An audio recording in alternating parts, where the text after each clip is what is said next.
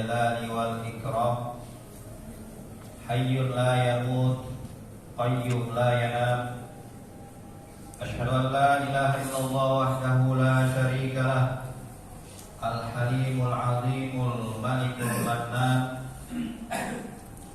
وأشهد أن سيدنا ونبينا محمدا عبده ورسوله سيد الأنام والداعي إلى دار السلام صلى الله عليه وعلى آله وأصحابه والتابعين لهم بإحسان أما بعد فيا عباد الله أوصيكم ونفسي بتقوى الله وطاعته لعلكم تفلحون. وقد قال الله سبحانه وتعالى في القرآن الكريم أعوذ بالله من الشيطان الرجيم بسم الله الرحمن الرحيم يا أيها الذين آمنوا اتقوا الله حق تقاته ولا تموتن إلا وأنتم مسلمون. وقال أيضا في آية أخرى ومن يعظم شعائر الله فإنها من تقوى القلوب. Ma'asyiral muslimin, jamaah salat Jumat yang dirahmati Allah Subhanahu wa taala. Marilah senantiasa bersyukur kehadirat Allah Subhanahu wa taala atas limpahan rahmat karunia, taufik dan hidayahnya kepada kita. Sehingga pada detik ini kita masih dalam kondisi sehat walafiat, tentunya dengan keimanan dan keislaman, sehingga kita bisa melaksanakan sholat Jumat secara berjamaah di Masjid Indah secara berjamaah. Dan juga salawat dan salam selalu kita haturkan kepada junjungan kita Rasulullah sallallahu alaihi wasallam, Nabiyuna Muhammad sallallahu alaihi wasallam, Nabi yang menjadi panutan kita, qudwah kita. Dari setiap gerak-gerik beliau, yang mana dari bentuk fisik maupun apa yang dilakukan oleh Rasulullah SAW senantiasa kita usahakan untuk diikuti dan dicontohi. Ma'asyiral muslimin, jamaah salat Jumat yang dirahmati Allah Subhanahu wa taala. Selanjutnya khatib mengingatkan kepada diri khatib dan juga hadirin untuk senantiasa meningkatkan ketakwaan kita kepada Allah Subhanahu wa taala dengan cara senantiasa melaksanakan seluruh kewajiban-kewajiban yang Allah perintahkan kepada kita sesuai dengan kesanggupan kita, dan meninggalkan semua larangan-larangan yang Allah dan Rasulnya larang sesuai dengan keseluruhan yang Allah dan Rasulnya larang. Juga menguatkan keimanan, menambah frekuensi ibadah, memantapkan keyakinan kepada Allah, sebab tidak ada bekal yang lebih baik untuk kita bawa menuju akhirat kecuali ketakwaan kepada Allah Subhanahu wa taala. Ma'asyiral muslimin, jamaah salat Jumat yang dirahmati Allah Subhanahu wa taala. Salah satu cara untuk meningkatkan kualitas ketakwaan kepada Allah Subhanahu wa taala dengan cara tunduk dan patuh pada semua ajaran-ajaran yang Allah dan Rasulnya perintahkan kepada kita secara keseluruhan dan totalitas, tentunya disertai dengan keikhlasan. Dan di antara ciri-ciri ketakwaan kepada Allah adalah kita senantiasa mengagungkan sesuatu yang Allah muliakan.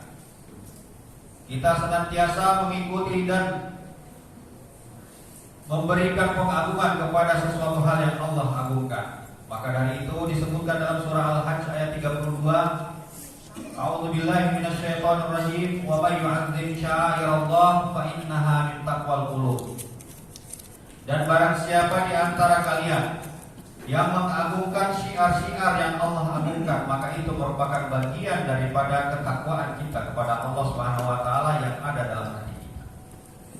Di antara yang Allah agungkan, ma'asyiral muslimin, adalah Allah memberikan dalam setiap tahun ada 4 bulan yang agung yang disebutkan dalam Al-Qur'an surat At-Taubah, inna 'iddatasy syuhur 'indallahi 12 syahran fi kitabillah yawma khalaqas samawati wal arda minha arba'atun hurum. Di antaranya ada 4 bulan yang Allah agungkan, Allah haramkan. Salah satunya adalah bulan Rajab. Salah satunya adalah di hari ke-5 daripada bulan Rajab. Ma'asyiral muslimin yang dirahmati Allah Subhanahu wa taala. Maka dari itu, dalam ayat yang disebutkan tadi dalam surah Al-Hajj, Syekh Mutawalli Asy-Sya'rawi, salah satu ulama tafsir berkebangsaan Mesir, mengatakan dalam tafsirnya bahwa yang disebutkan dengan yu'azzim sya'airallah, mengagungkan syiar Allah, adalah semua tanda-tanda kebesaran Allah yang diciptakan untuk hambanya agar bisa mendapatkan pahala ketika memuliakannya. Maka memuliakan bulan Rajab sendiri sudah menambah pahala untuk kita. Oleh karena itu, dalam salah satu hadis Rasulullah SAW menyebutkan fa'azzimu ma'azzamallah fa innaha tu'azzamul umuru bima azzamahu Allah bih. Maka muliakanlah sesuatu yang dimuliakan oleh Allah, karena sungguh keagungan sesuatu ketika diagungkan oleh Allah kepadanya.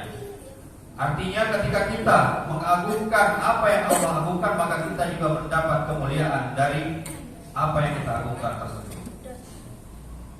Maka dari itu, ma'asyiral muslimin yang dirahmati Allah Subhanahu wa taala, di bulan Rajab yang agung ini, di bulan Rajab yang Allah haramkan di dalamnya, maka jangan pernah menyia-nyiakan waktu untuk memperbanyak amal-amal soleh. Di dalam banyak hadis disebutkan tentang keistimewaan bulan Rajab dan amal-amal soleh. Meskipun sebagian besar ada yang statusnya dhaif, lemah, tapi tidak merubah kemuliaan di sisi Allah bulan Rajab ini. Ya. Yang tentunya ketika kita lihat dalam salah satu sejarah, ma'asyiral muslimin yang dirahmati Allah, disebutkan dalam kitab tafsir Rahmatan lil Alamin karangan Al-Mansur Furi, salah satu ulama India yang menulis karangan sejarah atau sirah Nabawi, yang mengatakan bahwa terjadinya Isra Mi'raj itu terjadi di bulan Rajab, tepatnya di tanggal 27 Rajab di tahun ke-10 kenabian Rasulullah SAW. Meskipun ada beberapa sejarawan mengatakan, termasuk Mubarak Furi dalam Ar-Rahimul Maktub, tidak sepakat dengan itu. Ya, ada yang mengatakan di tahun ke-13 sebelum Rasulullah hijrah, di tahun ke-11, di tahun ke-12, bahkan ada yang mengatakan di tahun ke-6 dari kenabian Rasulullah. Dan yang terpenting adalah salah satu rujukan kita bahwa di antara tanda-tanda terjadinya Isra Mi'raj itu tanggal 27 Rajab tahun ke-10 dari kenabian Rasulullah sebelum Rasulullah hijrah. Nah, di antara keistimewaan Isra Mi'raj yang terjadi di bulan Rajab, kalau kita yakini tanggalnya, maka di situ ada keistimewaan yang Allah berikan kepada kita, yaitu Allah memerintahkan kita untuk melaksanakan sholat. Ketika Rasulullah SAW diajak Mi'raj ke Sidratil Muntaha, kemudian bertemu dengan Allah Subhanahu wa taala, dalam beberapa tafsir mengatakan bertemu secara jasad dan juga jiwa, ada yang mengatakan hanya bertemu jiwa. Dan pada intinya Allah memerintahkan di bulan yang mulia, di bulan haram, bulan Rajab, dengan amalan yang mulia, yaitu apa? Yaitu melaksanakan sholat. Yang awalnya Allah memerintahkan Rasulullah untuk melaksanakan sholat sebanyak 50 kali. Ketika Rasulullah bertemu di langit ketujuh dengan Nabiullah Musa setelah membawa perintah 50 kali sholat, Nabi Musa mengatakan, mintalah keringanan kepada Allah, karena sesungguhnya umatmu tidak akan sanggup melaksanakan sholat 50 kali sehari semalam sebagaimana umatku tidak sanggup untuk melaksanakannya. Kemudian Rasulullah naik lagi kepada Allah, kemudian meminta keringanan, sampai akhirnya beberapa kali bolak-balik, dan Allah mengatakan pada saat ini dalam hadis riwayat Imam Muslim radhiyallahu anhu, Bapak bisa membaca dalam hadis Sahih Muslim, dalam riwayat tentang Isra Mi'raj. Kemudian Allah berkata, Allah berfirman, pada saat ini wahai Muhammad, saya perintahkan kepadamu dan umatmu untuk melaksanakan sholat 5 kali sehari semalam, dengan nilai setiap kali sholat itu mendapatkan 10 kali sholat. Maka ketika kita sholat 1 kali, maka Allah memberikan kita keistimewaan seolah-olah kita melaksanakan sholat 10 kali. Sehingga ketika kita melaksanakan 5 kali sholat sehari semalam, maka Allah memberikan keistimewaan kita dengan nilai pahala melaksanakan 50 kali sholat. Dan kemudian Allah menjelaskan lagi, barang siapa yang berniat untuk melaksanakan satu kebaikan kemudian dia tidak melaksanakannya, maka bagi mereka mendapatkan satu pahala, dan ketika mereka melaksanakan kebaikan, bagi mereka mendapatkan 10 pahala. Dan barang siapa yang meniatkan satu keburukan dan dia tidak melaksanakannya, baginya untuk mendapatkan 1 pahala, dan ketika dia melaksanakan keburukan maka dia akan mendapatkan 1 dosa. Inilah keistimewaan yang Allah berikan kepada kita di bulan agung, di bulan mulia, yaitu bulan Rajab. Maka dari itu, ma'asyiral muslimin yang dirahmati oleh Allah, sebagai kesimpulan, mumpung kita masih berada di awal bulan Rajab, maka tingkatkanlah kualitas ibadah kita kepada Allah Subhanahu wa taala, terutama sholat kita. Karena ini merupakan momentum di mana kita mengoreksi diri kita, sudah sebaik apakah sholat kita. Dan ingat, ketika kita meninggalkan 1 sholat, berarti kita telah meninggalkan 10 kali sholat. Dan ini menjadi peringatan kepada kita bahwa dalam salah satu hadis disebutkan, dalam hadis riwayat Nasai, Tirmizi dan Abu Dawud, mengatakan, inna awwala ma yuhasabu bil 'abdu yaumal qiyamah wa huwa sholatuhu. Fa idza sholahat sholatuhu sahala bihi. Rasulullah mengatakan sesuatu yang akan dinilai di hari kemudian yang pertama kali adalah sholatnya.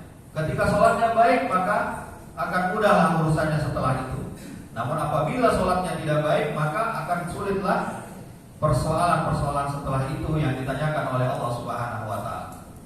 Maka khatib menghimbau kepada diri khatib dan hadirin, padahal kita memperbaiki kualitas sholat kita, terutama sholat-sholat fardu, karena Rasulullah mengatakan dalam salah satu hadis qudsi, barang siapa, ya, Allah Subhanahu wa taala berfirman dalam hadis qudsi, barang siapa yang ketika diperiksa sholatnya ada kekurangan di dalamnya, maka Allah mengatakan, lihatlah sholat-sholat sunnahnya. Maka ketika dia memiliki sholat sunnah, maka ditutupilah kewajiban-kewajiban sholatnya, demikian juga dengan amal ibadah yang lain. Jadi berarti ketika kita melaksanakan kewajiban, itu merupakan kewajiban kita kepada Allah Subhanahu wa taala yang kemungkinan adanya kekurangan, adanya ketidaksempurnaan yang mana kita bisa sempurnakan ketika kita melaksanakan sunnah-sunnah yang lain. Setelah kita melaksanakan sholat fardu, sempurnakan dengan sholat sunnah. Ketika kita setelah melaksanakan zakat fardu, maka sempurnakanlah dengan sedekah-sedekah sunnah. Ketika kita telah melaksanakan ibadah haji, maka sempurnakanlah dengan umrah-umrah sunnahnya, dan seterusnya dan seterusnya. Karena sesungguhnya pelaksanaan ibadah-ibadah sunnah itu adalah melengkapi apa yang kurang pada pelaksanaan ibadah-ibadah yang fardu. Dan terakhir, maka jadikanlah sholat itu sebagai kebutuhan kita, bukan kewajiban. Ketika kita membutuhkan sesuatu, maka kita akan memperhatikannya. Sehingga dalam setiap hari ketika sudah masuk waktu sholat, kita akan melihat bahwa kebutuhan kita untuk melaksanakan sholat. Bahkan ada yang mengatakan kehidupan kita ini adalah menunggu antara sholat satu dan sholat yang lain, sehingga kita tidak pernah melalaikan dan meremehkan nilai-nilai daripada sholat itu sendiri.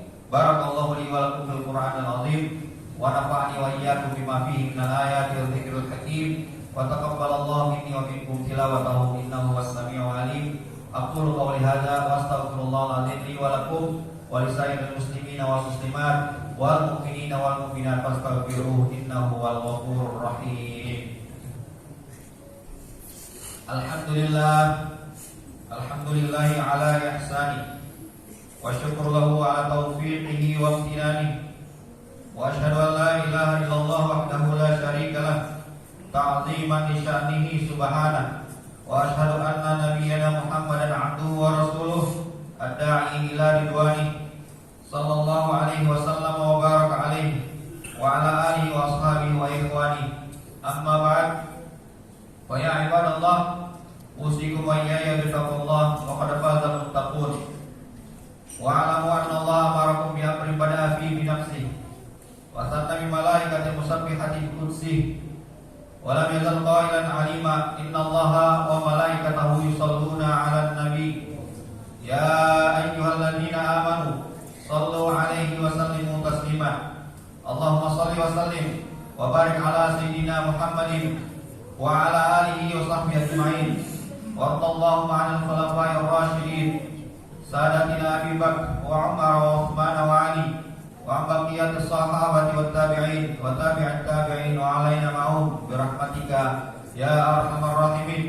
اللهم اغفر للمسلمين والمسلمات والمؤمنين والمؤمنات الأحياء منهم والأموات إنك سميع قريب مجيب الدعوات ويا قاضي الحاجات.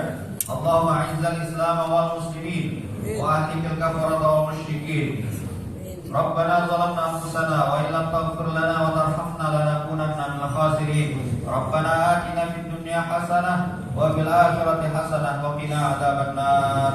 عباد الله، إن الله يأمر بالعدل والإحسان وإيتاء ذي القربى وينهى عن الفحشاء والمنكر والبغي يعظكم لعلكم تذكرون. واذكروا الله العظيم يذكركم واشكروه على نعمه يزدكم واسألوه من فضله يعطيكم على ذكره.